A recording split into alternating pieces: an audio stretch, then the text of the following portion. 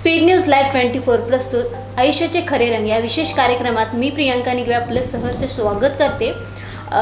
आज आपल्यासोबत कोल्हापूरची कन्या एव्हरेस्ट वीरांगना कस्तुरी दीपक सावेकर आपल्यासोबत आहेत। तिच्याशी आपण लहानपणापासून ते एव्हरेस्ट सर करण्यापर्यंतचा प्रवास आपण तिच्याकडूनच जाणून घेणार आहोत। प्रथमतः मी कस्तुरी आणि तिच्या आई वडिलांचं स्पीड न्यूज लाईव्ह 24च्या स्टुडिओमध्ये स्वागत करते।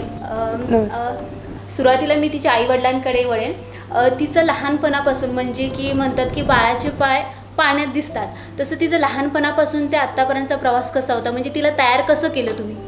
ॲक्च्युली कस्तुरीला तयार केलं असं मला म्हणता येणार नाही, कारण का ती लहानपणापासून तिला व्यायामाची सवय लावली।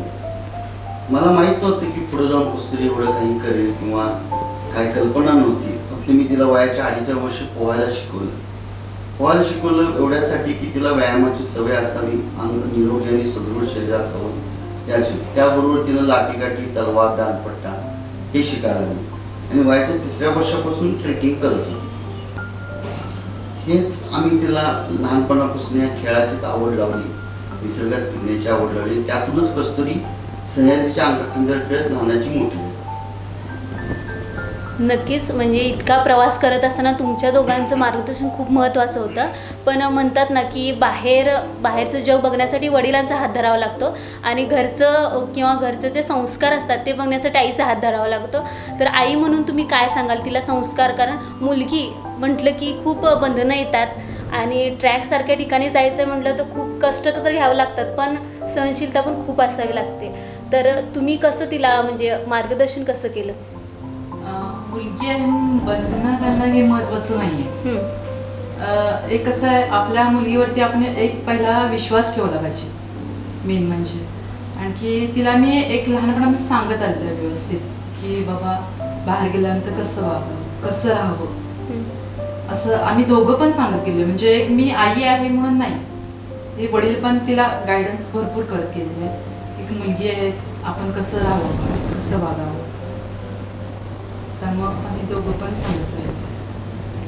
हा सगळा प्रवास करत असताना जसं की ती वरती सुरुवातीला म्हणजे किल्ले ती सर करत गेली आणि आता माउंट एव्हरेस्ट म्हणजे जगातील सर्वात उंच असं माउंट एव्हरेस्ट तिने सर केलं, कारण मागच्या वर्षी तिला शक्य झालं नाही, थोडक्या कारणासाठी तिला बॅकला यावं लागलं आणि आता ती पूर्ण केले। तर काय वाटतं तुम्हाला दोघांनाही?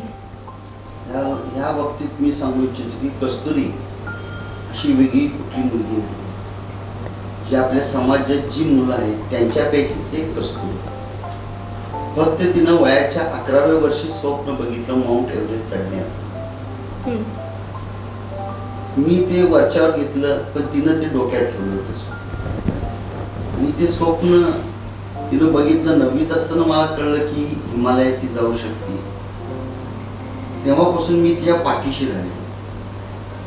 मुलं स्वप्न बघतात, पालकांनी त्यांच्या पाठीशी राहणं हे मोठं काम आहे। मी त्या पाठीशी राहिलो आणि समाजानं अवघ्या करवीर नगरी म्हणा, महाराष्ट्र म्हणा, या समाज माझ्या पाठीशी उभा राहिला म्हणून हे साध्य झालं। सगळी मुलं सारखीच आहेत, त्यांनी पण मोठी स्वप्न बघावी, त्यांच्या पालकांनी त्यांच्या पाठीमागं भक्कम उभं राहावं। ती मुलं निश्चितच त्यांच्या क्षेत्रातला एव्हरेस्ट नक्कीच सर करतील, हेच मला सांगायचं। एव्हरेस्ट सर करणं ही काही खाण्याची गोष्ट नाही आहे, कारण तो प्रवास जो असतो तो खूप खडतर असतो। या कार्यक्रमाची मुख्य गौरवशाली विजेती म्हटल्यास वावगं ठरणार नाही। तर कस्तुरीकडूनच आपण जाणून घेऊया की कस्तुरी कोल्हापूरपासून ते एव्हरेस्टपर्यंतचा प्रवास कसा होता। कारण लहानपणापासून तर आम्ही ऐकलंच की आईवडील म्हणजे तुला कसं दडणघडण केलं, पण कोल्हापूरपासून ते एव्हरेस्ट म्हणजे ही खूप लांब झेप होती, ती कशी तू सर केलीस? लांब झेप होती असं नाही म्हणता येणार, कारण सह्याद्रीच्या अंगाखांद्यावर खेळले। त्याच्यानंतर 9वीमध्ये NCCमधून माझं ॲडव्हेंचर कोर्ससाठी सिलेक्शन झालं आणि ह्या सगळ्या ह्याच्यातून मी हिमालयाकडे वळले। आणि आपल्याकडे इतिहास आहे की नेहमी हिमालयाच्या साथीला सह्याद्री धावून जातो आणि तेच पुन्हा यावेळी पण घडलं। हिमालयात जाण्यासाठी एक सह्याद्रीतली लेक पुन्हा तयार झाली आणि त्यामुळं तो प्रवास माझ्यासाठी लांबचा नव्हता, तो खूप ओढ घेऊन जाणारा आणि त्याच्यापर्यंत खूप लवकर घेऊन जाणारा प्रवास होता तो। तो मला वाटते मागच्या वर्षी तू एव्हरेस्ट सर करण्याचं म्हणजे ध्येय ठेवली होतीस, पण काही कारणामुळं वातावरणामुळे तुला बॅकला यावं लागलं. तिथून ते आता यश मिळालं, तो प्रवास कसा होता? तिथून ते आता यश मिळालं जेव्हा मी कॅम्प 2वरती ठरलं की आता माउंट एव्हरेस्ट शिखर आपल्याला सर करताना येणार आहे आणि आपल्याला पुन्हा खाली जावं लागणार आहे. त्यावेळी कॅम्प 2वरती मी खूप रडले, खूप त्रास झाला. कारण असं होतं ना की तोंडाशी आलेला घास होता, एका रात्रीचा प्रश्न होता फक्त, आणि तिथून मला पुन्हा परत खाली यावं लागणार होतं. त्यावेळी बऱ्याच गोष्टी होत्या ना की आपल्याला एवढ्या सगळ्या लोकांनी मदत केली आणि आपल्याला परत जावं लागतंय. पण शेवटी असं ठरवलं की जे होतं ते चांगल्यासाठी होतं आणि आपल्याला पुन्हा एक्सपिडिशन करायला यायचं आहे. एव्हरेस्टच्या बेस कॅम्पवरती आले. बेस कॅम्पवरती आल्यानंतर मी माझ्या पप्पांना फोन केला. त्यांना म्हटलं की आपल्याला जगातलं 8व्या उंचीचं शिखर माउंट मनस्लू सर करायचं आहे. हे करण्यापाठीमागचं रिझन असं होतं ना की मला स्वतःला कुठल्याही डिप्रेशनमध्ये जाऊ द्यायचं नव्हतं आणि मला स्वतःला टेस्ट करायचं होतं की ठीक आहे, मी परत पुढच्या वर्षी माउंट एव्हरेस्टला जाणार आहे ना, मला पुढच्या वर्षी 3 शिखरं करायची आहेत, अन्नपूर्णा, एव्हरेस्ट आणि लोत्से. तर त्याच्यासाठी मी एक 8000 मीटर उंचीचं शिखर करणं खूप गरजेचं होतं आणि स्वतःवरचा जो काही कॉन्फिडन्स लूज झाला होता तो पुन्हा फर्म करण्यासाठी मला ते एक्सपिडिशन करायचं होतं. मग ते एक्सपिडिशन जे होतं ते सप्टेंबर-ऑक्टोबरमध्ये होतं. 30 दिवसांचं एक्सपिडिशन होतं आणि त्या एक्सपिडिशनला मी गेले.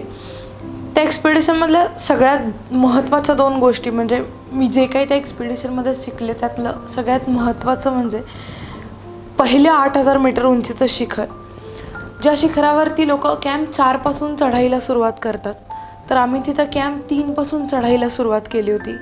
त्या रात्री आम्हाला कॅम्प 3वरून समिटला जायचं होतं आणि पुन्हा बेस कॅम्पवरती यायचं होतं. म्हणजे माझ्यासाठी 2 चॅलेंज होते.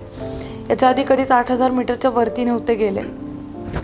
त्या दिवशी आम्ही 27 तारखेला रात्री चढाईला सुरुवात केली. संध्याकाळी 7:30 वाजता. सकाळी 5:45 वाजता आमचं माउंट मनस्लू जगातलं 8वं उंच शिखर सर झालं. ते शिखर करणारी मी सगळ्यात कमी वयाची महिला ठरले. आणि त्याच दिवशी संध्याकाळी 7:30 वाजता आम्ही बेस कॅम्पवरती आलो. म्हणजे त्याच्यासाठी एवढी स्ट्रेंथ लागत होती. बेस कॅम्पवरती आल्यानंतर माझी अवस्था अशी होती की बास, आता मला खायला पण काही नको आहे, मला फक्त झोपायचं आहे. कारण माझी बॉडी असं मला सांगत होती जे काही तू खाणार आहे ना ते पचवायला पण माझ्याकडे ताकद नाही आहे. सो आता रेस्ट रेस्ट रेस्ट. आणि त्या दिवशीची झोप अशी होती की मी लिटरली मेल्यासारखं झोपले होते. त्या रात्री 8:30-9 वाजता झोपले मी. दुसऱ्या दिवशी 10:30-11लाच उठले. आधीमध्ये काय झालं काही माहिती नव्हतं. म्हणजे पण त्यानंतर जो काही कॉन्फिडन्स लेवल वाढली ना माझ्यामध्ये, ती एक एक्स्ट्रीम कॉन्फिडन्स लेवल होती. कॅम्प 3वरून घेतलेला मोठा समिट पुश आणि त्याच दिवशी बेस कॅम्पवरती आलो, जे की कुणीही नाही करत. कॅम्प 2वरती किंवा कॅम्प 3वरती ते राहतात आणि मग पुढच्या दिवशी ते बेस कॅम्पवरती येतात. पण आम्ही त्याच दिवशी बेस कॅम्पवरती आलो होतो. म्हणजे मनस्लूमधून मला ती एक गोष्ट शिकण्यासारखी मिळाली आणि कॉन्फिडन्स लेवल माझा वाढला. मग त्यानंतर पुन्हा 16 आठवड्यांचा वर्कआउट चालू झाला माउंट एव्हरेस्ट एक्सपिडिशनसाठी. 1 महिन्याच्या रेस्टनंतर ती 1 महिन्याची रेस्ट पण का गरजेची असते? ॲक्च्युली ती 1 ते 1.5 महिन्याची रेस्ट आम्हाला घ्यावी लागते. त्या 1 महिन्याच्या रेस्टमध्ये ना आम्ही जेव्हा पुन्हा इकडे येतो, पुन्हा सी लेवलला येतो, त्यावेळी ऑक्सिजन खूप वाढलेला असतो आणि जेव्हा बॉडीला ऑक्सिजन खूप जास्ती मिळायला लागतो ना, त्यावेळी बॉडी असं आतल्या त्यांचं हे चालू असतं की ती रिकवर मोडवरती जाते. जे काही आमच्यामध्ये विकनेसेस आलेले असतात, जे काही यूज इंजुरी झालेल्या असतात, जे काही बॉडीमध्ये चेंजेस झालेले असतात. चेंजेस म्हणजे असे की -40 to 60 डिग्री टेम्परेचरला तुमच्या ज्या ब्लडच्या वेसल्स आहेत, आर्टरीज आहेत, त्या पण आकुंचन पावलेल्या असतात. त्यामुळं तुमच्या प्रत्येक बॉडी टिपच्या ह्याच्यापर्यंत तुमचं ब्लड नाही पोहोचू शकत. ते पोहोचू शकत नसल्यामुळं आपल्या हार्टवरती खूप प्रेशर येतं. म्हणजे बाय सायन्स, बाय डॉक्टरांकडून ह्या गोष्टी सगळ्या सांगितल्या गेलेल्या आहेत. असंही नाही आहे की आम्ही आमच्या याने सांगतो आहे. तर तुमच्या हार्टचं जे साईज आहे ते काही किंचित प्रमाणात ते वाढलेलं असतं आणि ते पुन्हा नॉर्मलला यायला टाईम लागतो. कारण तुम्ही एवढ्या सडन -40-60 डिग्री टेम्परेचरमधून पुन्हा सी लेवलला आलेला असतात. तर ह्या सगळ्यासाठी आम्हाला प्रॉपर 1 ते 1.5 महिन्याची रिकव्हरी लागते, रेस्ट लागते. तर ती रेस्ट झाल्यानंतर माझा 16 आठवड्यांचा वर्कआउट चालू झाला. तो 16 आठवड्यांचा वर्कआउट म्हणजे दिवसातून 7 तास वर्कआउट करायचा. आठवड्याचा वर्कआउट ठरलेला असायचा. 3 दिवस जिम करायची, 1 दिवस 21 किलोमीटर रन करायचं आणि 1 दिवस 150 ते 200 किलोमीटर सायकलिंग करायचं. आणि प्रत्येक रविवारी पाठीवरती 25 किलो ओझं घेऊन ज्योतिबा 3 वेळा चढायचा आणि 3 वेळा उतरायचा. म्हणजे आठवड्याच्या शेवटी जाईपर्यंत असं असायचं की जसं जसं शेवट येईल तसं वर्कआउटची स्ट्रेंथ वाढायची. खूप हेवी वर्कआउट असायचा आणि प्रत्येक महिन्याला तो वर्कआउट चेंज होत राहायचा. काही व्हेरिएशन्स यायचे त्याच्यामध्ये, म्हणजे स्टेपअप करणं असेल लोड घेऊन, किंवा सायकलिंगच्या ऐवजी रिकव्हरीसाठी संध्याकाळी स्विमिंग करणं असेल. कारण माझं रिकव्हरी सायकलिंग जे असायचं ना तेच एक 30-40 किलोमीटर सायकलिंग असायचं. मग त्याच्याऐवजी काही दिवस स्विमिंग करणं आणि ह्या सगळ्या वर्कआउटबरोबर एक प्रॉपर डाएट. आणि ही जी काही मदत झाली ती जितेंद्र गवारे सरांनी मला या वर्कआउट आणि डाएटसाठी गाईड केलं. त्या व्यक्तीने फक्त वर्कआउट आणि डाएटसाठीच नाही तर तुम्ही जेव्हा माउंटन्समध्ये जाता त्यावेळी तुम्ही कशा पद्धतीने खाल्लं पाहिजे, कशा पद्धतीने तुमची एनर्जी टिकवली पाहिजे. कारण एका कॅम्पपासून दुसऱ्या कॅम्पपर्यंत जात असताना जरी त्याच्यातलं किलोमीटरमधलं डिस्टन्स जरी कमी असलं तरी फुटांमधलं डिस्टन्स बरंच असतं. कारण एव्हरेस्टचा जो बेस कॅम्प आहे तो 15,700 वरती आहे आणि त्याचा कॅम्प 1 जो आहे तो 17,000 वरती आहे. तर हे जे काही व्हेरिएशन्स असतात ते तुम्हाला, कारण एक कॅम्पपासून दुसऱ्या कॅम्पपर्यंत जात असताना तुमच्या पाठीवरती खूप सारं ओझं असतं. तेवढी नवीन हाईट तुम्ही गेन करत असता, तेवढं नवीन उंचीवरती जात असता, ऑक्सिजन कमी पडत असतो. त्यामुळे बॉडीला एनर्जी कशी पुरवणार, मग त्या टाईममध्ये कसं खाल्लं पाहिजे, यापासून छोट्या छोट्या बारीक बारीक गोष्टींचं त्यांचं मला मार्गदर्शन लाभलं. मग तो 16 आठवड्यांचा वर्कआउट सुरू झाला. जानेवारी फेब्रुवारीमध्ये तो खूप पीकला गेला. पुन्हा मार्चमध्ये तो हळूहळू डाऊन होत आला. कारण मला मार्चच्या 23 तारखेला इथून अन्नपूर्णा, एव्हरेस्ट आणि लोत्से अशा 3 मोहिमांवरती निघायचं होतं. खूप मोठा प्रोजेक्ट होता. कारण एवढ्या कमी टाईममध्ये एवढा सगळा वर्कआउट करणं आणि ते पण 3 एक्सपिडिशन्ससाठी. बऱ्याच कमी टाईममध्ये स्वतःला प्रिपेअर केलं होतं त्यांच्या गायडन्सप्रमाणे. आणि फायनली मी 23 तारखेला इथून निघाले माउंट अन्नपूर्णा एक्सपिडिशनसाठी. 29 मार्चला मी अन्नपूर्णाच्या बेस कॅम्पला पोहोचले. अन्नपूर्णाचा बेस कॅम्प इतका सुंदर आहे ना की खूपच भारी आहे. तो कमी हाईटला आहे आणि त्यामुळे तिथं थोडी ग्रीनरी आहे. बाकीचे बेस कॅम्प जर बघितले तर बाकीच्या कुठल्याही पीकच्या बेस कॅम्पवरती गेल्यानंतर तुम्हाला काळं पांढरं आणि तिथं लागलेले कलरफुल टेंट याच्याशिवाय दुसरं काहीही दिसत नाही. आम्ही जेव्हा माउंटन्समध्ये जातो ना त्यावेळी आम्ही काही काळासाठी खूप आयसोलेट होऊन जातो. कारण एकतर काळं पांढरं बघायचं आहे समोर, चालताना स्वतःला चालायचं आहे, एकटं चालायचं आहे. असं नाही की आपण इथं जसं ट्रेकला जातो आपल्याबरोबर खूप सारे फ्रेंड्स असतात, आपण खूप एन्जॉय करतो, खूप गोष्टी होतात. तसं तिकडं नसतं नाही का. स्वतःच्या फीजनी चालणं, मग ह्या कॅम्पपासून त्या कॅम्पपर्यंत पोहोचणं, याच्यात लोकांची खूप कमी कम्युनिकेशन आणि ह्या सगळ्या गोष्टी. तर अन्नपूर्णाचा बेस कॅम्पला गेल्यानंतर पहिला मी अन्नपूर्णा पीक बघितलं. मला जितेंद्र गवारे सरांनी याची पूर्वकल्पना दिलेलीच होती. कारण त्यांनी स्वतः अन्नपूर्णा एक्सपिडिशन केलेलं आहे की कुठल्या टप्प्यांवरती काय काय धोके आहेत, मग ते कसे पार करायचे आहेत, ह्या सगळ्या छोट्या छोट्या गोष्टी त्यांनी सांगितल्या होत्या.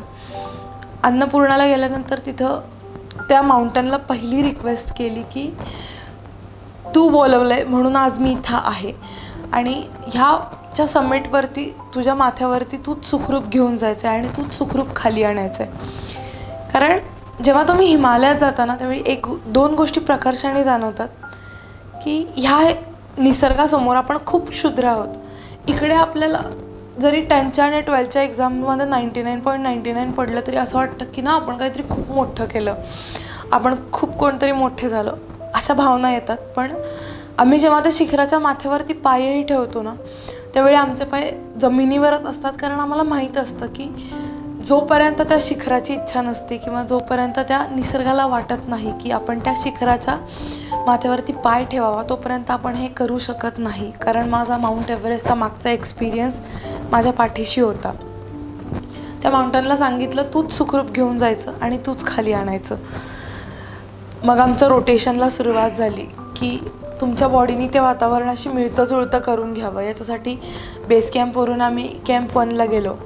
1वरून 2वरती गेलो. त्या दिवशी पूर्ण रात्र आम्ही 2वरती राहिलो. ॲक्च्युली असं झालं होतं की आम्हाला पुन्हा दुसऱ्या दिवशी पूजेसाठी खाली यायचं होतं, कारण त्या माउंटेनच्या प्रती एक रिस्पेक्ट, एक आदर म्हणून आम्ही पूजा करत असतो. तर त्या पूजेसाठी आम्हाला खाली यायचं होतं. त्यामुळे आम्ही कॅम्प 1वर न राहता कॅम्प 2वरती गेलो होतो डायरेक्ट. आणि 2वरती गेल्यानंतर मला एक गोष्ट जाणवली की खूप सडन हाईट चेंज होता तो. त्यामुळे ऑक्सिजन कमी असल्यामुळं पूर्ण रात्रभर माझं डोकं दुखत होतं. ऑक्सिजन लेवल कमी झाले की हेडेक चालू होतो. मग त्या दिवशी कंटिन्युअस टेंटमध्ये बसून पाणी पिणं असेल तर पूर्ण रात्र ह्या सगळ्या गोष्टी केल्या. सकाळी हेडेक पूर्ण कमी झाला आणि आम्ही पुन्हा बेस कॅम्पला उतरायला सुरुवात केली. त्याच्या दुसऱ्या दिवशी आम्ही पुन्हा बेस कॅम्पला आलो. आणि बेस कॅम्पला आल्यानंतर तिसऱ्या दिवशी आमची पूजा होती, जी की म्हटलं मी तुम्हाला त्या माउंटेनच्या रिस्पेक्ट प्रती, त्याच्या आदरसाठी आम्ही ती पूजा करतो. त्या पूजेचं वैशिष्ट्य म्हणजे आपल्याकडे सत्यनारायणची पूजा असेल तर त्याच्यात शिरा, प्रसादाला शिरा असतो ना, आपण तीर्थ देतो वगैरे. तर तिकडे पूजेला ना खूप इंटरेस्टिंग प्रसाद असतो. म्हणजे बिस्किट्स असतात, चॉकलेट्स असतात, बियर, वाईन, रम, विस्की, कोकाकोला, स्प्राईट. म्हणजे हे असं काही खूप वेगळं म्हणून नाही ठेवत. तर त्या माउंटेनमध्ये ह्या सगळ्या गोष्टी लागत असतात. तिथं आम्ही ह्या सगळ्या गोष्टींचा जास्त वापर होतो, कारण जेव्हा हाय अल्टिट्यूडला जातो ना त्यावेळी बिस्किट्स, चॉकलेट्स आणि ह्या सगळ्या गोष्टींशिवाय तुम्ही दुसरं काहीच नाही खाऊ शकत. एवढ्यावरती तुम्हाला गॅस घेऊन जाणं किंवा स्टोव घेऊन जाणं पॉसिबल नसतं. त्यामुळे ब्युटेन गॅस असतो, तुम्हाला नूडल्स, सूप एवढंच तुम्ही करू शकता. त्यामुळे आम्ही तिथं जे काही खातो ना तेच आम्ही तिथं प्रसादाला ठेवलेलं असतं. हां, ही एक्सेप्शनल गोष्ट आहे की आमच्या डाएट आणि वर्कआउटमध्ये कुठलेही अल्कोहोलिक हे बसत नाही. त्यामुळं आम्ही ते कन्झम्पशन होतच नाही, जरी कितीही एक्स्ट्रीम कंडिशन असली, कितीही एक्स्ट्रीम थंडी असली. ह्या गोष्टी फक्त फॉरेनरसाठी असतात, कारण ते त्यांच्यासाठी यूज टू असतं. नाही, पण ह्या गोष्टी पण तुला म्हणजे खावं लागतच असणार आहे ना, कारण त्या टेम्परेचरला आपलं बॉडी ठेवणं, त्यामुळे हे सगळं करावंच लागत असणार आहे. नाही लागत. त्या टेम्परेचरला तुम्ही तुमचं बॉडी टेम्परेचर मेंटेन ठेवू शकता. तुम्ही तुमच्या कपड्याचे लेयर्स वाढवून ह्या गोष्टी करू शकता. किंवा जेव्हा तुम्ही वॉटर इंटेक जास्त करता, तुमचं ऑक्सिजन लेवल वाढतं बॉडीमधलं, त्यावेळी ब्लड सर्क्युलेशन सगळीकडे प्रॉपर होतं आणि त्यामधून तुमची ऑक्सिजन लेवल मेंटेन ठेवली जाते. म्हणजे बॉडी टेम्परेचरही मेंटेन ठेवलं जातं त्या सगळ्या याच्यातून. कारण हे सगळं अल्कोहोलिक गोष्टी कन्झम्पशन न करण्यापाठीमागचं सायन्स पण एक आहे ना, की जेव्हा ह्या सगळ्या ह्या अल्कोहोलिक पदार्थांचा लेअर आपल्या इंटेस्टाईनवरती तयार होतो ना, त्यावेळी जसे मायनर ग्लुटामाइन आहे किंवा ह्या सगळ्या गोष्टी आपल्या इंटेस्टाईनमधून ॲब्झॉर्ब केल्या जात नाहीत, कारण तो एक लेअर असतो त्याच्यावरती. आणि माउंटेन्समध्ये हे कन्झम्पशन करणं म्हणजे तुम्ही तुमच्या बॉडीला डिहायड्रेट करता. तर या खूप गोष्टींचा विचार असल्यामुळं आम्ही कधी ह्याच्याकडे वळलोच नाही, कधी ह्याची गरजच पडली नाही आम्हाला. त्यामुळं ही एक चुकीची समजत आहे की खूप एक्स्ट्रीम कंडिशनला आपल्याला ते लागतं. नाही, आपण बाकीच्या गोष्टी करून स्वतःचं बॉडी टेम्परेचर मेंटेन ठेवू शकतो. कस्तुरीच्या जीवनाविषयी, तिचा आतापर्यंतच्या प्रवासाविषयी आपण आणखीन जाणून घेणार आहोत. तात्पुरतं घेऊया आपण ब्रेक. युनिव्हर्स मॅनेजमेंट सोल्युशन, तुमचं मॅनेजमेंट आमचं commitment. PF, IT return, tax, GST, risk management, हजेरी पत्रक, पगार पत्रक, SIC या सर्व सुविधा एकाच छताखाली उपलब्ध. तर आजच युनिव्हर्स मॅनेजमेंट सोल्युशनला संपर्क करा आणि आपला बहुमूल्य वेळ आणि पैसे दोघांचीही बचत करा. आमचा पत्ता Matoshri plaza, 2nd floor, office number 211, फिडस कॉर्नर, कोल्हापूर. संपर्क 83 49 38 0203.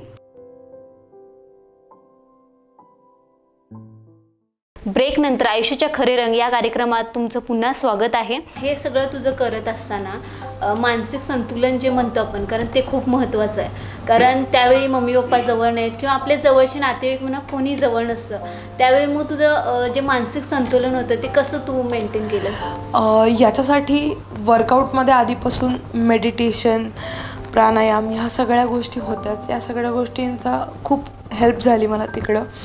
आणि म्हणजे तुम्हाला म्हणायचं की होम सिकनेस होणं किंवा घरच्यांची आठवण येणं, तर पहिल्यापासून ह्या सगळ्या माउंटेनरिंगमध्ये आल्यापासून ना असं खूप खूप होम सिकनेस होणं किंवा हां कधीतरी आठवण येते, कधीतरी खूप काही छान खायला नाही मिळालं तर नक्की मम्मीची आठवण येते ना, की मम्मी असे तयार काहीतरी ऑप्शन खायला मिळालं असतं दुसरं.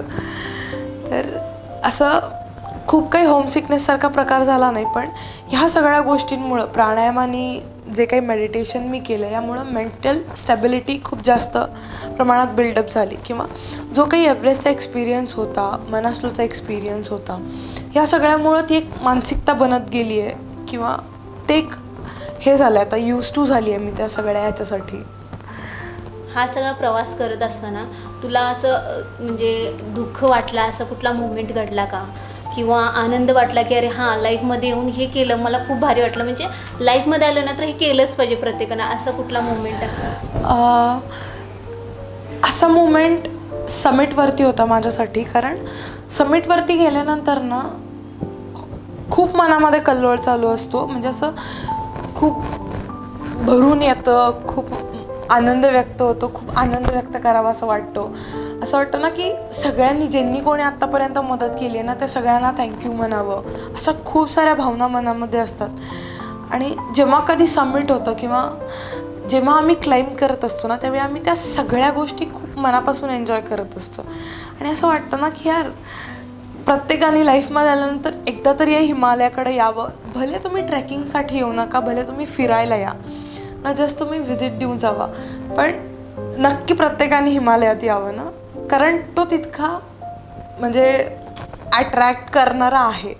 कारण जेव्हा कधी आम्ही त्या एक्सपिडिशनवरून परत येतो ना, त्यावेळी आमच्या डोक्यात चालू असतं ओके यार next which is the next expedition, काय करणार आहे आपण, पुढचं एक्सपिडिशन कुठलं आहे आपलं. कारण खूप एक वेगळी अटॅचमेंट झालेली असती, कारण त्या माउंटन्समधून येणारे वाईब्स खूप वेगळे असतात. म्हणजे तुम्हाला सगळ्या त्या गोष्टी अशा खूप ड्रामॅटिक वाटतील की आम्ही ना त्या माउंटन्सशी बोलत असतो, आम्हाला त्या माउंटन्सच्या गोष्टी कळत असतात. एक अटॅचमेंट, हां, एक वेगळी अटॅचमेंट असते त्या माउंटन्स बरोबर. एक नेक्स्ट लेवल ऑफ एनर्जी तिथं असते. म्हणजे या एनर्जीज मी अनुभवलेल्या पण आहेत. कारण जेव्हा मी अन्नपूर्णावरती समिट पुशसाठी गेले होते ना, त्यावेळी असं झालं की 9:30ची गोष्ट होती, वेदर खराब व्हायला स्टार्ट होत होतं. मला असं जाणवलं ना की यार आत्ता वेदर खराब झालं तर मग समिट नाही होणार, कारण जिथून वेदर खराब होत होतं तिथून 4.5 ते 5 तासांवरती माझं समिट होतं. मग समिट होणं पॉसिबल नाही आहे. कुठून तरी ती एक स्पिरिच्युअलिटी असते ना, तर गुरुदेवांना मी प्रार्थना केली ना की गुरुदेव हे वेदर खराब होतं आणि हे होऊ देऊ नका, तुम्ही काही पण करा पण समिट होईपर्यंत हे वेदर खराब व्हायला नको. आणि मी अनुभवलेली गोष्ट की पुढच्या 15 ते 20 मिनटात आमच्या बॅगला लावलेले जे ओम मनी पद्ममचे फ्लॅग्स होते ते फ्लॅग्सही हालायचे बंद झाले होते. म्हणजे इट्स लाईक झिरो विंड. जिथे की स्नोफॉल आणि विंड चालू होती, पुढच्या 15-20 मिनटात ही झिरो विंड. म्हणजे एक स्पिरिच्युअलिटी, एक कनेक्ट जो असतो ना, जेव्हा तुम्ही खूप मनापासून एखादी गोष्ट त्याच्याकडे मागता किंवा त्याच्यासाठी रिक्वेस्ट करता, त्यावेळी ती नक्की होती. म्हणजे असं नाही की तुम्ही फक्त फिजिकली आणि मेंटली स्टेबल असाल म्हणून त्या गोष्टी तुमच्याकडून ते समिट होतं. त्याच्यासाठी एक स्पिरिच्युअल जोड प्रत्येक गोष्टीत ही असावीच लागते. ती असती तर त्या सगळ्या गोष्टी करणं थोडं इझी जातं. तर असे बरेच अनुभव मी घेतले. आणि त्या दिवशी अशी एक्स्ट्रीम कंडिशन होती ना की 5 जण वरती अडकले होते. आम्ही कॅम्प 4ला पोहोचलो त्या वेदरमधून क्रॉस करून. 5 जण वरती अडकले होते, त्यांना फिक्स रोप सापडत नव्हता. म्हणजे तिथं माउंटन्समध्ये वेदर खराब झालं की मी आणि हा टेबल ह्या दोन्ही गोष्टी पण एकमेकांना दिसत नाही, एवढं व्हाईट आऊट होतं. कंटिन्युअस स्नोफॉल चालू होता, विंड चालू होती. त्यातला तिसरा माणूस जो होता तो 1:30 वाजता खाली आला, म्हणजे कॅम्प 4वरती आला. टिम आणि हान्स हे 2 जण होते जे विदाऊट शेर्पा आणि विदाऊट ऑक्सी क्लाइंब करत होत्या. ते दोघं वरती अडकले आणि दुसऱ्या दिवशी त्यांचं रेस्क्यू करायला लागलं. त्यांचा रेस्क्यू झाल्यानंतर त्या दोघांनाही हाताला आणि पायाला फ्रॉस्टबाईट झाला होता. हान्सच्या तर नाकालाही फ्रॉस्टबाईट झालेला आहे. आणि त्या फ्रॉस्टबाईटच्या कंडिशनमध्ये असं होतं की ते जर रिकवर नाही झालं तर तुम्हाला ते बोट किंवा तो हात कापून काढावा लागतो, कारण पुढं गँग्रीन वाढत जातं. मग त्यावेळी या गोष्टीची इंटेन्सिटी जाणवती ना की यार जेव्हा कधी मी या एक्सपिडिशनसाठी फंड्स गोळा करायला गेले, लोकांनी मला जे काय आशीर्वाद दिले ते काय आपल्या पाठीमागं काम करतात, त्या सगळ्या गोष्टी ह्या सगळ्या प्रसंगातून जाणवतात. असं होऊ शकत होतं की मी पण त्या ह्याच्यात अडकू शकत होते, पण ते नाही झालं. मी 7:30 वाजताच कॅम्प 4ला पोहोचले. जर मी त्या एक्स्ट्रीम कंडिशनमध्ये अडकले असते तर मलाही प्रॉब्लेम झाला असता, मलाही फ्रॉस्टबाईट झाला असता किंवा माझीही डेथ झाली असती. पण ह्या सगळ्या लोकांचे जे काही आशीर्वाद होते, जे काही स्पिरिच्युअलिटी पाठीशी होती, ती काय काम करते ते त्यावेळी जाणवलं होतं मला. नाही, नक्कीच एवढा खडतर प्रवास करून परत आणि इतकं म्हणजे मृत्यूशी झुंज देणं असंच तुझा तो प्रवास होता. पण त्या मुद्द्यालाच अनुसरून मी वडिलांकडे जाईन की त्यावेळी म्हणजेच की पहिला जो होता त्यावेळी आर्थिक चणचण भासलीच होती, पण आता तर खूपच भासली होती. कारण त्यावेळी तुम्ही मध्यंतरी प्रेसशी बोलला होता की काय कस्तुरीवर म्हणजे तिच्यावर काय तिथं परिस्थिती आहे आणि तिला काय कोणत्या प्रवासातून जावं लागतंय. तर त्यावेळी नेमकी कशी परिस्थिती झाली होती आणि आर्थिक चणचण म्हणजे नेमकी काय सिच्युएशन काय होती त्यावेळी इकडची म्हणते. कस्तुरीचं जर बघितलं तर ती तिच्या प्रत्येक क्षणाला पावलोपावली मृत्यू हे माहीतच होतं आणि त्या पद्धतीनं ती गेले जवळ 3.5-4 वर्ष त्याच्यावरती अभ्यास करते, त्या दृष्टीने वर्कआउट करते. आपण जसं म्हणतो सशाच्या शिकारीला जायचं तरी आपली वाघाच्या शिकारीची तयारी ठेवली पाहिजे, त्या पद्धतीनं तिचं वर्कआउट पण घेतलं होतं. त्यामुळे मला कॉन्फिडन्स होता ती जी करणार ती योग्य करणार आणि ती कुठल्याही परिस्थितीत त्या परिस्थितीचा सामना करून ती सुखरूप येणार हे मला खात्री होतीच. त्यामुळे मी काय एवढी चिंता करत नव्हतो. जरी शेवटी पुढची मुलगी आहे त्यामुळे थोडी चिंता लागायचीच, ती साहजिकच आहे. अन्नपूर्णाचा 1 महिना जो पिरियड होता त्या आमचं संभाषण नव्हतं, काही नव्हतं. आम्हाला काठमांडूमधूनच कळायचं की कस्तुरी आज अमुक कॅम्पवर आहे तर मुख्य कॅम्पवर एवढंच कळायचं, कधी प्रत्यक्षात बोलणं झालंच नाही. त्या पद्धतीने चालू झालं. आता हिचं जसं इकडे एव्हरेस्टचं एक्सप्रेशन चालू होतं तसंच माझं पण इकडं आर्थिक एव्हरेस्ट उभारणीचं एक्सप्रेशन चालू होतं. कारण का गेल्या वर्षी 42 लाख रुपये खर्च होता, यावेळी खर्च वाढला 49 लाख रुपयांचा खर्च होता, 2 शिखर होती. मग हे पैसे गोळा करायसाठी मग आमची कर्वी रॅकरची टीम, त्यातल्या त्यात महत्त्वाचं म्हणजे माझ्या पाठीशी भक्कमपणे असणारे अरविंद कुलकर्णी आमच्या कर्वी रॅकरचे सदस्य आहेत. पण त्यांनी इतकी मला पहिल्यापासून ज्या दिवशी एक्सप्रेशन ठरले 2019ला तेव्हापासून आतापर्यंत त्यांची साथ अगदी भरपूर मला मिळाली आणि त्यातनं आमचं फंड्स उभारणंच चालू झालं. तर ॲक्च्युली तसं बघितलं तर त्या एजन्सी सगळं पैसे दिल्याशिवाय तिकडं क्लायंट्सला अलाव करणं प्रवेशच मिळत नाही. पण आम्ही त्यांना आमची सत्य परिस्थिती सांगितली, गेल्या 2 एक्सपिडिशनचा अनुभव पण सांगितला की बाबा आम्ही तुमचा 1 रुपयाही बुडवणार नाही, फक्त आमच्याकडे लेट होईल, जसे जमतील तसे आम्ही पैसे पाठवतो. या बेसवर आम्ही त्यांना पैसे पाठवत गेलो, जसे जमतील तसे. पण एक वेळ अशी आली की हिची मोहीम तुम्ही पैसे पाठवा नाही तर तिला क्लाइम करायला देणार नाही, तर शेवटी त्यांना पण पुढं खर्च आहेतच. मग त्यावेळेला मला बाहेरून लोकांच्याकडनं मित्रमंडळींच्याकडनं पुढे पैसे उसने आणून ते फंड्स उभा करून तिला एव्हरेस्टला हिचं क्लाइंब सुरू ठेवायला लागले आणि हिचं एव्हरेस्ट झालं. मात्र लोकांच्याकडून जे पैसे आणलेले आहेत केलेले आहेत अजून पण मी त्या कंपनीचा शेवटचा हप्ता द्यायचा आहे आणि बाकीचे इतर लोकांचे जे उसने घेतलेले पैसे ते देखील त्यांना परत द्यायचे, हे देखील माझ्यासमोर एक मोठं आव्हान आहे. आता त्या दृष्टीने आम्ही प्रयत्न करतोयच. हिचं एव्हरेस्ट झालं पण माझा आर्थिक एव्हरेस्ट माझा अजून उभा राहिलेला नाही आणि त्या दृष्टीने आम्ही प्रयत्न करतोय. समाज आणि ह्या आम्हाला भरपूर पाठीशी आहे, आमच्या समाजानं तरी आम्हाला भरभरून दिलेलं आहे. अगदी कर्नाटकच्या सीमेवरनं ते कवठेमहांकाळ, सातारा, पुणे, सांगली, नंतर ह्याच्या मुंबईपर्यंत भरपूर लोकांनी आम्हाला सहकार्य केलं आणि त्यांच्या मार्फत आम्हाला भरपूर मदत मिळत गेलेली आहे. त्या दृष्टीने पण आम्हाला भरीव अशी ठोस मदत एवढी मोठी अशी कुठली स्पॉन्सरशिप म्हणा किंवा ब्रँड अँबॅसेडर म्हणा अशी मिळालेली नाही. त्यामुळे जी तुटपून जी मदत मिळत गेली त्यावरच आमचं सगळं हे केलं आणि आम्ही जी समाजातला जो तळागाळातला वर्ग आहे ज्याला आम्ही एकच मागतो की तुम्ही एकट्यानं कुणी पोतभर धान्य देऊ नका. कर्मवीर भाऊराव पाटलांचं वाक्य की मला एकट्यानं कुणी पोतभर धान्य देऊ नका, मला मोठमोठभर धान्य द्या, माझं पोतभर. या वक्तीवरच आम्ही काम करत गेलो.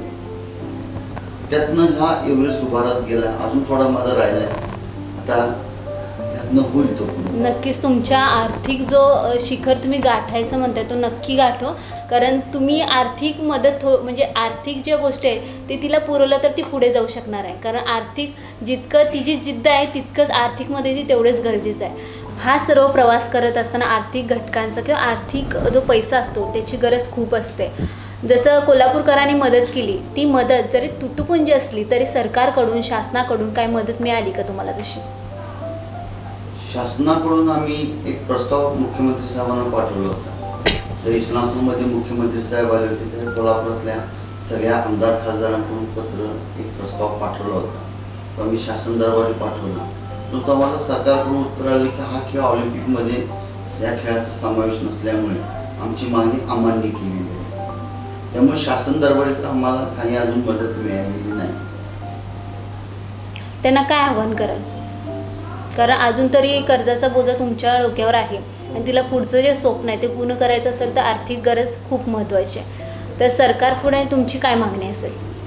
माझी मागणी अशी वैयक्तिक नसणार आहे. माझी मागणी अशी असेल की या खेळाला शासनानं मान्यता द्यावी आणि या खेळाला मदत करावी. हा खेळ साहसी आहे आणि बरोबर ह्या खेळातून तुमच्या सगळ्या पैलूंचा म्हणजे तुमच्या सहनशीलतेचा, संयमतेचा, तुमच्या शारीरिक क्षमतेचा, सगळ्या गोष्टींचा कस लागतो आणि ह्या ह्याच्यातून एक चांगलं व्यक्तिमत्व घडतं. या दृष्टिकोनातून शासनानं बघावं आणि या खेळाला मान्यता देण्यापेक्षा मान्यता म्हणा किंवा याला आर्थिक मदत म्हणून, एक खेळाडू म्हणून आर्थिक मदत म्हणून त्यांनी थोडीशी मदत करावी. ते आमचंच नाही, इथून पुढच्या या कोणत्याही क्षेत्रातल्या गिर्यारोहण क्षेत्रातल्या कोणत्याही खेळाडूला मदत करावी त्यांनी, अशी माझी इच्छा. मी कस्तुरी तुला विचारेन, पप्पा इतकी धावपळ करतायत, इकडे तिकडे गोळा करतायत, कारण त्यांनी दिल्याशिवाय तर तू पुढे जाऊ शकत नाही. कारण कितीही जिद्द असले तर पैसा हा बोलतोच. तर त्यावेळी तुझी सिच्युएशन कशी होती? म्हणजे आर्थिक पैसा नसल्यामुळे तुला काय फेस करावं लागतं? त्यावेळी माझी सिच्युएशन अशी होती ना, मी अन्नपूर्णाच्या समिटवरती उभी होते. त्या अन्नपूर्णाची मला जेवढी खुशी होती मी ते समिट केले याच्यापेक्षा जास्त माझ्या डोक्यात हा विचार चालू होता ना की अरे माहिती नाही तिकडे फंड्स गोळा झालेत की नाहीत आणि मी एव्हरेस्ट एक्सपिडिशन करू शकणार आहे की नाही. मी त्या शिखरावरती याचाच विचार करत होते की अरे आता काय झालं असणार आहे, माझं एव्हरेस्टचं परमिट निघालं असणार आहे की नाही, मला एव्हरेस्टवरती जाता येणार आहे की नाही, कुठल्याच गोष्टीची कल्पना नव्हती. त्यामुळे मला अन्नपूर्णा समिट झाला याचा आनंद नव्हता, तर मला एव्हरेस्ट होणार आहे की नाही याची चिंता लागली होती समिटपासून. आणि मग खाली आल्यानंतर असं कळलं की आम्ही करतोय, फंड्स गोळा करतोय आणि त्याच्यासाठी परमिटसाठी पैसे गोळा होतील. ती एक गोष्ट झाली. आणि त्याच्यानंतर मला जेव्हा एव्हरेस्ट समिट झाला आणि मला खाली यायचं होतं त्यावेळी माझं तिसरं एम होतं की मला माउंट लोत्से करायचं होतं. पण लोत्सेचं परमिटही आम्ही काढलं होतं, पण पैसे जमा झाले नव्हते, एव्हरेस्टचेच पैसे अजून त्यांच्यापर्यंत गेले नव्हते. त्यामुळं मग लोत्से पीक कसं शिखर सर करणार, त्यामुळं लोत्से एक्सपिडिशन आम्हाला तिथंच थांबवावं लागलं आणि मग पुन्हा खाली यावं लागलं. खाली येत असताना पण असं झालं की एव्हरेस्ट बेस कॅम्पपासून लुकलापर्यंत आम्हाला तो 3 दिवसाचा प्रवास चालतच करावा लागला. कारण परत हेलीसाठी तेवढे पैसे, एजन्सीचे द्यायचे उरलेले पैसे, खूप साऱ्या गोष्टी समोर होत्या. आणि दरवेळी एक गोष्ट होती ना, जेव्हा कधी मी एक्सपिडिशनवरून जाऊन येते त्यावेळी मला सगळेजण विचारतात, पप्पा मम्मी माझे भाऊ बहीण सगळेजण विचारतात मला, राधा, मला घरी राधा म्हणतात, तर राधा आमच्यासाठी काय आणलं. राधा नेहमी रिकाम्या हातानेच आलेली असती, कारण तिकडं अजून एजन्सीचे पैसे द्यायचे असतात. मी त्यांच्यासाठी काय घेऊन येणार, कसं घेऊन येणार. मी स्वतःसाठी जरी एखादी गोष्ट घ्यायची म्हटली, एखादा टी-शर्ट घ्यायचं म्हटलं नॉर्थ फेस किंवा चांगल्या कंपनीचा, तो 3-4 हजारचा टी-शर्ट कशाला घ्यायचा नाही का. डेकेथलॉनमध्ये आपल्याला 699ला मिळतो ना, भागून जातं ना आपलं त्याच्यावरती. म्हणजे खूप छोटे छोटे कॅल्क्युलेशन्स मला त्या सगळ्या ह्याच्यात कराव्या लागतात. खूप साऱ्या गोष्टींचा विचार करावा लागतो की एवढ्या गोष्टीपासून की काठमांडूत गेल्यानंतर कुठल्या हॉटेलमध्ये जेवायला जायचं, तिथूनपासून जरी तिथं 2-3 दिवस राहणार असू, मग ठीक आहे सकाळचा लंच डिनर ते तर सगळं प्रॉपर व्हायला पाहिजे, डाएटमध्ये ते सगळं प्रॉपर लागतं. मग ठीक आहे कुठं आपण अफोर्ड करू शकतो, काय करता येईल, ह्या सगळ्या गोष्टीपासून. म्हणजे क्रॅम्पॉन विकत घ्यायचे असतील तरी मला हे कॅल्क्युलेशन करावं लागतं की विकत घेतल्यानंतर एवढी कॉस्ट जाणार आहे, मग मी रेंटवर घेतलं तर मला किती रेंट बसेल, मग त्याची कॉस्ट किती जाईल. मग विकत खूप महाग होत आहे, रेंटवर ठीक आहे मग रेंटवर घेऊ. खूप बेसिक गोष्टींपासून खूप मॅनेज करावं लागतं तिकडे गेल्यानंतर सुद्धा. नाही नक्कीच, कारण पैसा असल्याशिवाय तू काही घेऊ शकत नाही. आणि तुझं म्हणजे खाणं पिणं म्हणा की आहार ते जपूनच तुला करावं लागणार आहे, कारण पैसा असल्याशिवाय तर काही करू शकत नाही. पण आता एक सर्वसामान्य व्यक्ती, म्हणजे आता आपण काही गडगंज नाही काही काय नाही, पण एक सर्वसामान्य व्यक्ती पुढे गेली आहे, तर अशाच मुलींना यायचं असेल तर तू काय संदेश देशील? कारण एक सर्वसामान्य म्हणून बघताना तू कसे बघतेस? येस, तर मला त्यांना हा संदेश द्यायचा आहे ना की त्यांच्यासाठी लागणारा जो काही गायडन्स आहे, जे काही आहे, त्याच्यासाठी मी आणि जितेंद्र सर दोघेही त्यांच्यासाठी नेहमी उपलब्ध असू. पण त्या सगळ्या ह्याच्यात मला ही एक गोष्ट सांगायची आहे की आपण जसं म्हणतो ना की म्हणजे एखादी गोष्ट जर फ्रीमध्ये मिळाली आपल्याला तर आपल्याला त्याचं तेवढी किंमत नाही राहत. सो आम्ही काही पर्सेंटमध्ये त्याच्यासाठी काही अमाऊंट असतील किंवा जे काही फीज असतील त्या फीज आम्ही त्याच्यासाठी ठेवू, पण त्या गोष्टी अफोर्डेबल असतील. असं नसणार आहे की खूप काहीतरी एक्स्ट्रीम लेवलच्या फीज आम्ही ठेवल्यात आणि कोणतरी सामान्य व्यक्ती आहे आणि तिला ती फीज अफोर्ड नाही करू शकत आहे. तर आम्ही त्यांच्यासाठी सदैव तिथं उपलब्ध असू. कारण मला असं वाटतं आहे ना की आता सह्याद्री आणि ह्या सगळ्या गोष्टींपेक्षा आत्ताच्या पिढीला नवीन कुठंतरी उंच झेप घेण्याची गरज आहे. जसं की हिमालयात जाणं असेल, नवीन पीक्स क्लाइम्ब करणं असतील. आपल्या इंडियन हिमालयामध्ये तर एवढे अननोन पीक्स आहेत, अनक्लाइम्ड पीक्स आहेत की ज्याच्यावरती अजून क्लाइम्बही झालेले नाही आहेत. तसे पीक्स क्लाइम्ब्स व्हावेत आणि अशा खूप साऱ्या गोष्टी मनामध्ये आहेत, खूप सारे प्रोजेक्ट्स आहेत. That's see how its work. पण मी असं ऐकलं की तुला आर्मीत जायचं आहे आणि तुझं तसं स्वप्न आहे, तर त्यानुसार आता तुझी वाटचाल कशी चालू आहे? कारण आता एव्हरेस्ट सर तर झालेला आहे. येस. त्याच्या पुढे तर आता त्याच्यासाठी चालू आहे NCCचा आता TSCचा कोर्स येणार, TSCचा कॅम्प येणार आहे. तर त्याच्यासाठी पहिल्या ATCमधून सिलेक्शन होईल, तर तो 20 तारखेपासून चालू होणार आहे.